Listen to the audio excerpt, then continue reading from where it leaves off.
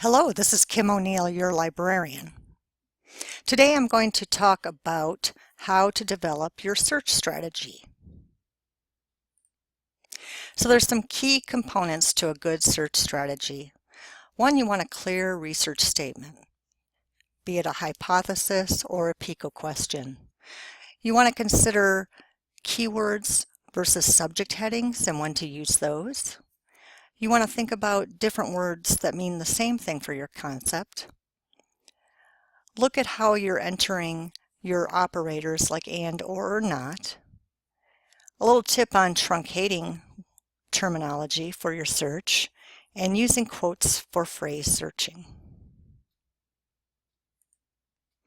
So the first thing to consider is your concepts. Now, some people will use keyword searching, which is the general natural language searching we do in something like Google. It's a good way to start your search because if you don't know much about your topic, you want to be as broad as possible. Whereas using subject searching or subject headings, you'll be using a predefined controlled vocabulary, which is assigned to an article before it's entered into a database. Keyword searching is more flexible because you can combine terms in a number of ways, whereas subject headings might be a little less flexible, and you have to know what the controlled term is for your concept. These can be usually found in the thesaurus of that database. A database will look for keywords anywhere in the journal record. So it will look in the title, the author's name, subject heading list. So if you enter the word hand, you're going to find a lot of doctor hands or professor hands, not just things about hands. Whereas a database search with using subject headings will look only in the subject heading descriptor field. Oftentimes when people search using keywords, they'll get way too many results or way too few. And this can be frustrating for a lot of searchers. But a subject heading search gives you a very focused, specific search and may be useful if your topic is really broad. Oftentimes when you do keyword searching, your results might be irrelevant, like in the example with hands. And with subject heading searches, your results are usually highly relevant.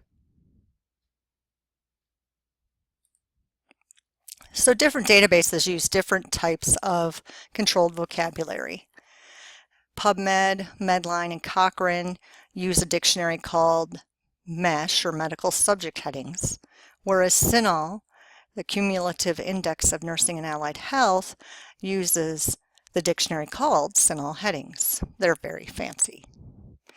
So if you see a record from the CINAHL database, like the one I'm showing you here on the screen, you'll see the subjects listed underneath the abstract where I have them circled in red. And these have been assigned by someone working for the database provider so that the article is defined very specifically for these topics. It often gives you helpful clues as to where to look further and what other terms you might want to try in your search. Also, once you have your concepts lined out, you want to look for different words that might mean the same thing.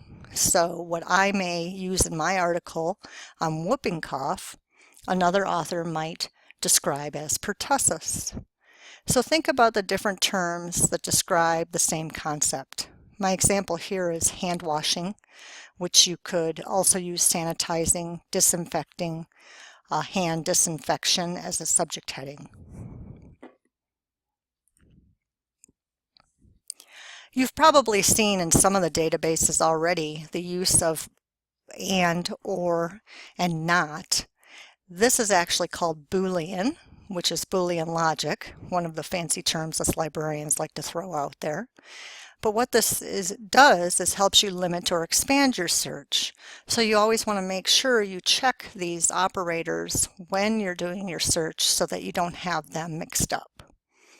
So, and will limit your results, as in my example at the bottom, nurse burnout and patient satisfaction, shows you the limited shaded area of results, whereas or, when I'm using synonyms, like elderly and aged to describe a senior person, gives me a wider range of results.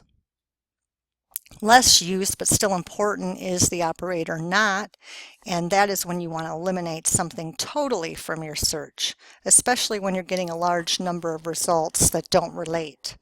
So looking for sepsis without burns, you would put not burn to eliminate that concept. A couple other little tips that are helpful to people are the use of truncation. This is a little different for most of us, but if you take the root of a word, like my example elder, and put an asterisk after it in your search box, you will find elder or elders or elderly. The database automatically knows that that's what this means. Always consider phrase searching when you have two words that need to stay close together. So in that case, you would use quotes to maintain that concept so that the database searches for hand washing, not the words hand and washing as two separate terms. So I entered in some of the terms into the CINAHL database just to show you what that might look like. So in the first box, I have two synonyms for my same concept combined with or. The EBSCO database already has and in the little pull-down box as a default operator. So I want to combine hand washing and hospital-acquired infection. By clicking search, I retrieved only 39 results right off before I even limited to peer-reviewed to the last 5 years or English language, which you can do after you've run your initial search.